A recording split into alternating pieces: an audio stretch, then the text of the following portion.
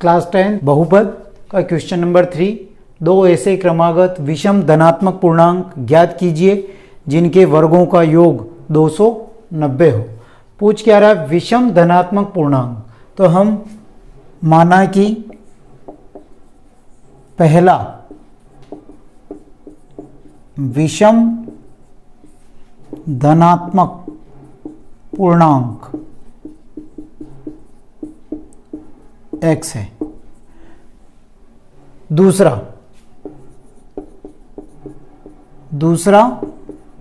विषम धनात्मक पूर्णांक x + 2।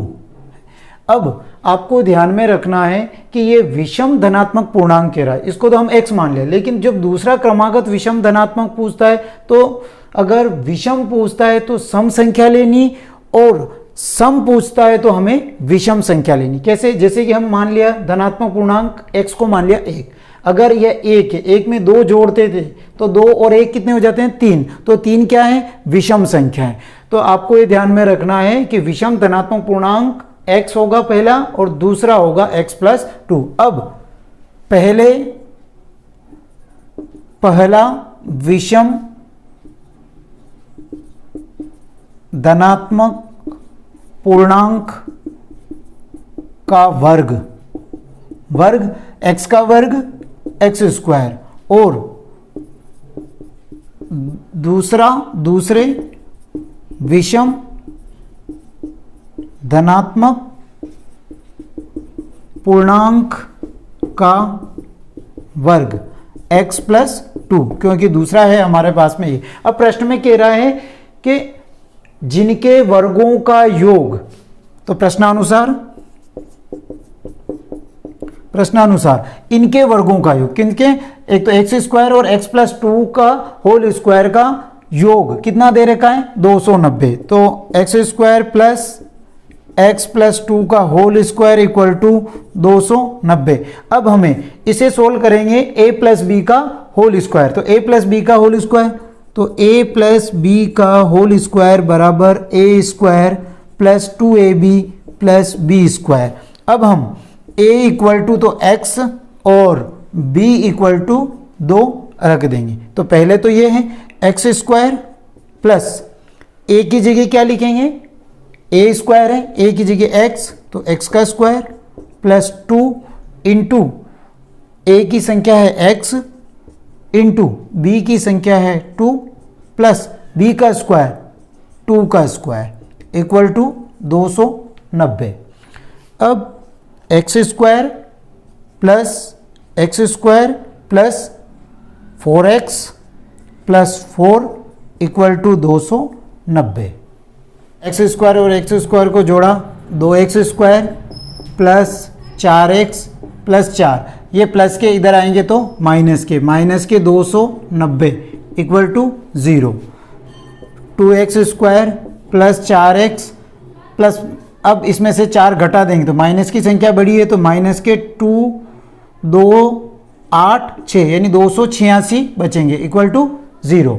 अब 2 2 4 और 286 में 2 कॉमन हो गए तो x² इधर बचा और 4x में 2 का भाग लगाया तो 2x बचा, माइनस 2 एकम 2 2 चौक 8 2 तिया 6, तो 143 बचा = 0।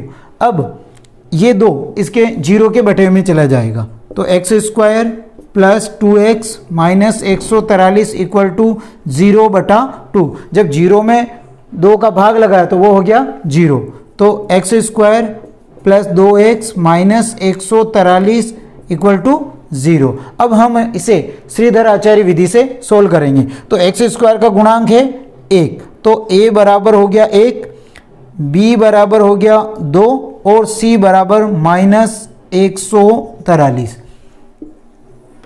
श्रीधर आचार्य विधि का सूत्र है x = -b plus minus √b² - 4ac/2a = b की संख्या है 2, तो -2 प्लस माइनस √2 का स्क्वायर -4 इंटू a की संख्या है 1 इंटू सी की संख्या है -143 बटा 2 इंटू ए की संख्या है 1 इक्वल टू -2 प्लस माइनस √4 और माइनस माइनस प्लस 4 तिया 12, 4 चौक 16 और 1 17 और 4 और 1 5 अपॉन 2। अब 572 में 4 जोड़ेंगे तो -2 प्लस माइनस √576 बटा 2। अब हमें देखना है कि 576 का वर्गमूल क्या होता है। तो 576 का वर्गमूल होता है 24। तो -2 प्लस माइनस 24 बटा 2। अब हम एक बार प्लस लेंगे और एक बार माइनस लेंगे। तो प्लस का साइन लेने पर तो -2 प्लस 24 बटा 2 इक्वल टू, अब 24 में से 2 गए तो 22 बटा 2 बराबर 11। अब माइनस का साइन लेंगे तो -2 माइनस 24 बटा 2 बराबर माइनस माइनस प्लस और -26 बटा 2 बराबर -13। तो अब हम ऋणात्मक मान छोड़ेंगे और x बराबर जो हमने माना है कि जो पहले जो विषम धनात्मक वो क्या होगा 11। तो पहला विषम धनात्मक पूर्णांक हमने क्या माना x। तो जो x आया जो प्लस वाली संख्या, तो जो पहला विषम धनात्मक तो आया 11 और